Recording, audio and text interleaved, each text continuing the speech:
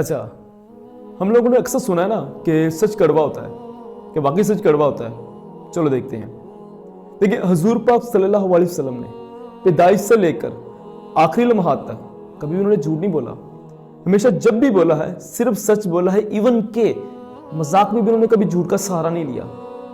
ان کے الفاظ تو کبھی بھی کڑوے نہیں ہوئے، ہمیشہ میٹھے ہی لگے ہیں۔ ایون کہ ابھی بھی جب بھی ہم ان کے الفاظ سنتے ہیں تو ہم کیا آٹومیٹکلی ہمارے الفاظ کیا ہوتے ہیں؟ سبحان اللہ۔